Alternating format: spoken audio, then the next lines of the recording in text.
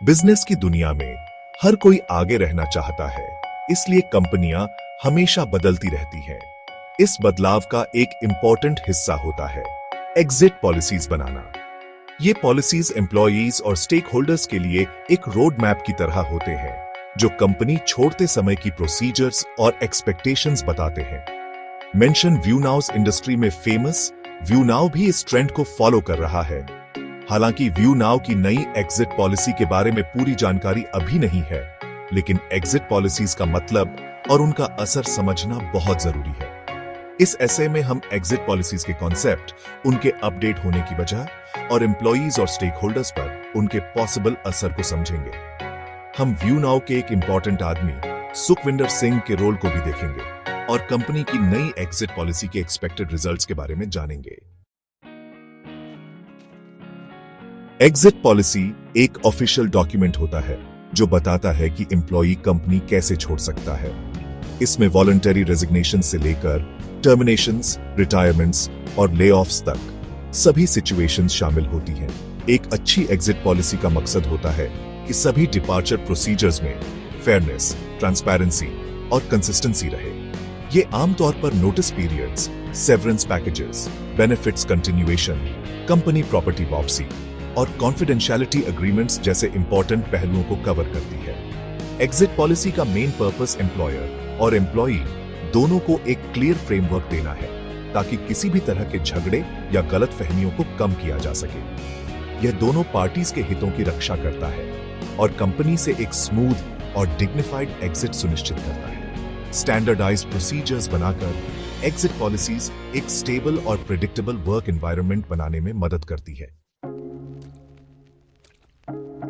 आज के dynamic business world में कंपनीज को अपनी एग्जिट पॉलिसीज को अपडेट करते रहना पड़ता है, ताकि वो latest legal requirements, industry best practices और इंटरनल ऑर्गेनाइजेशनल चेंजेस के साथ बने रहे। व्यूनाउ जैसी कंपनी अपनी एग्जिट पॉलिसी अपडेट क्यों करना चाहेगी? इसके कई रीजंस हो सकते हैं। एक कॉमन रीजन है लेबर लॉज या रेगुलेशंस में बदलाव के साथ चलना। गवर्नमेंट्स अक्सर एम्प्लॉयमेंट लॉज में बदलाव करते हैं, जिसके कारण कंपनीज को अपनी पॉलिसीज में बदलाव करने पड़ते हैं। उदाहरण के लिए सेवरेंस पे, नोटिस पीरियड्स या नॉन कम्पीट क्लॉजेस से रिलेटेड कानूनों में बदलाव के कारण एग्जिट पॉलिसी को अपडेट करना पड़ सकता है। इसके अलावा कंपनीज अपनी पॉलिसीज को नए इंडस्ट्री ट्रेंड्स या बेस्ट प्रैक्टिसेस के हिसाब से बदल सकती है। कंपेटिटर्स से कंपेयर करके और बेस्ट अप्रोचेस अडॉप्ट करके कंपनी अपनी रेप्यूटेशन इंप्रूव कर सकती है और टैलेंटेड लोगों को अट्रैक्ट कर सकती है। सेक्शन 4, एम्प्लॉयज और स्टेक होल्डर्स पर पॉसिबल इंपैक्ट। कंपनी की एग्जिट पॉलिसी में किए गए बदलाव का एम्प्लॉयज और स्टेक होल्डर्स दोनों पर गहरा असर पड़ सकता है। इन पॉलिसीज से सबसे ज्यादा प्रभावित होने वाले एम्प्लॉयज को इन बदलावों के बारे में बताया जाना चाहिए और उन्हें समझना चाहिए कि ये रिविजन्स उनके राइट्स और ऑब्लिगेशंस को कैसे प्रभावित कर सकते हैं। उदाहरण के लिए सेवरेंस पैकेजेस, नोटिस पीरियड्स या आउटप्लेसमेंट सर्विसेज में बदलाव एम्प्लॉई की फाइनेंशियल वेलबीइंग और कंपनी छोड़ने के बाद उसके करियर प्रॉस्पेक्ट्स पर बहुत असर डाल सकते हैं। स्टेक होल्डर्स, जिनमें इन्वेस्टर्स, कस्टमर्स और आम लोग शामिल हैं, उनकी भी इसमें दिलचस्पी होती है कि डिपार्टिंग एम्प्लॉयज के साथ एथिकल और रिस्पॉन्सिबल तरीके से पेश आया जाए। लेऑफ्स या टर्मिनेशंस के मामलों में कंपनी की रेप्यूटेशन इस बात पर निर्भर करती है कि वो एम्प्लॉई डिपार्चर्स को कैसे मैनेज करती है। एक फेयर और transparent exit policy positive public image बनाने में मदद कर सकती है, जबकि एक इनएडिक्वेट या पूरली इंप्लीमेंटेड पॉलिसी नेगेटिव पब्लिसिटी और रेप्यूटेशन को नुकसान पहुंचा सकती है। सेक्शन 5, सुखविंदर सिंह और व्यूनाउ में उनका रोल।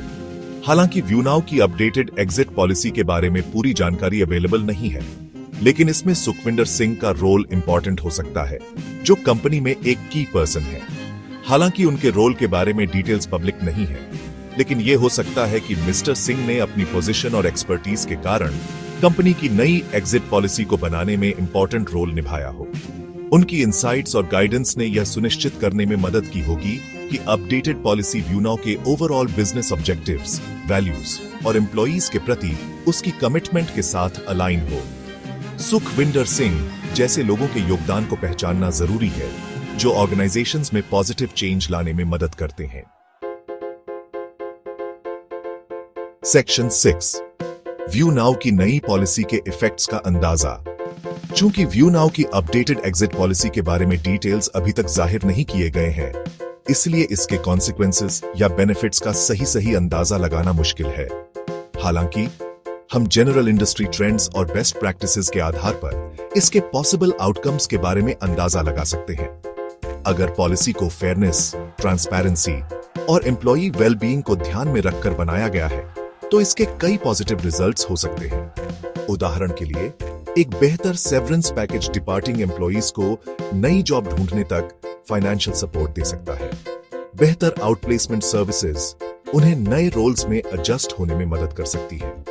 इसके विपरीत, अगर पॉलिसी ज्यादा रिस्ट्रिक्टिव या अनफेयर लगती है, तो इससे एम्प्लॉई डिससैटिस्फैक्शन, लीगल चैलेंजेस और व्यू नाउ की रेप्यूटेशन को नुकसान हो सकता है।